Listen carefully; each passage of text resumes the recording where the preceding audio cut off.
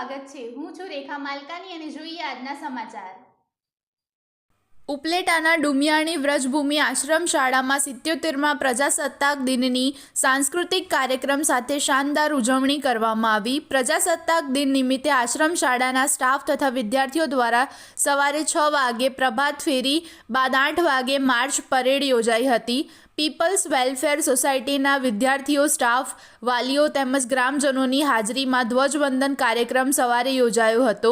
77મા પ્રજાસત્તાક દિન નિમિત્તે જિલ્લા પંચાયતના સભ્ય વિરલભાઈ પનારાએ ધ્વજવંદન કરી ત્રિરંગાને સલામી આપી હતી। આશ્રમ શાળાના વિદ્યાર્થીઓ દ્વારા સાંસ્કૃતિક પરંપરા જાળવી રાખી આ વર્ષે પણ સાંસ્કૃતિક કાર્યક્રમો યોજાયા હતા। તેના અધ્યક્ષપદે ધોરાજી તાલુકા પંચાયતના પ્રમુખ રવિભાઈ વડાલિયા ઉપસ્થિત રહ્યા હતા। આ તકે સંસ્થાના મેનેજિંગ ટ્રસ્ટી ડૉક્ટર ઉર્વશીબેન ખાનપરા, ટ્રસ્ટી મંડળના સવિતાબેન મણવર, ડૉક્ટર સંજયભાઈ પટેલ ઉપસ્થિત રહી મહેમાનોનું સ્વાગત કરેલ હતું। આ કાર્યક્રમને સફળ બનાવવા માટે વ્રજભૂમિ આશ્રમ શાળાના શિક્ષકો, ભાઈ બહેનોએ જહેમત ઉઠાવી હતી। આજ રોજ 77મા પ્રજાસત્તાક દિવસની ઉજવણી માટે પીપલ્સ વેલફેર સોસાયટી સંચાલિત આશ્રમ શાળામાં ધ્વજવંદક તરીકે આપણા વિરેલભાઈ પનારા હાજર રહ્યા હતા અને મારી સંસ્થાના બાળકોને ખૂબ સારો સંદેશો મળ્યો।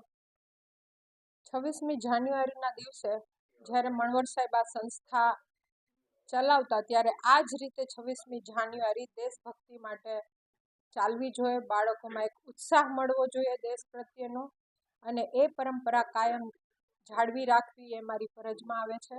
તો આજનો 26મી જાન્યુઆરીનો જે કાર્યક્રમ છે, ધ્વજવંદન છે, એ ખૂબ સારી રીતે છોકરાઓ અને શિક્ષકો અને સ્ટાફ કરીએ એ જ શુભકામના સાથે આપને બધાને પણ 26મી જાન્યુઆરી પ્રજાસત્તાક દિવસની ખૂબ ખૂબ શુભકામના।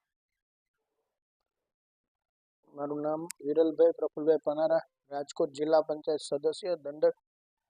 આજરોજ 26મી જાન્યુઆરી 77મા પ્રજાસત્તાક દિવસના ઉજવણી નિમિત્તે દુમિયાણી જે બળવંત સાહેબના નેતૃત્વ હેઠળની જે અલગ અલગ ફેકલ્ટી વાઇઝની સ્કૂલો, કોલેજના માધ્યમથી પ્રજાસત્તાક દિવસના ઉજવણી માટે મને ધ્વજારોહણનો આમંત્રણ આપ્યું અને આજે વિશેષ રાષ્ટ્રવાદ અને જે આંબેડકર સાહેબની જે કાંઈ આપણા સંવિધાનના આજનો દિવસ ખૂબ જ મહત્ત્વનો, અને આજે મને અહીંયા પરેડ, સાંસ્કૃતિક કાર્યક્રમ, વિશેષ કરીને દેશભક્તિ અને દેશોને વિદ્યાર્થીઓના માધ્યમથી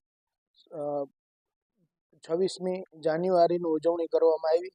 આ તકે તમામ અધિકારીઓ, તમામ વિદ્યાર્થીઓ ખૂબ મોટી સંખ્યામાં આનો લાભ લઈ અને દેશને એક સારો એવો પ્રસિદ્ધાર્થ મળ્યો છે।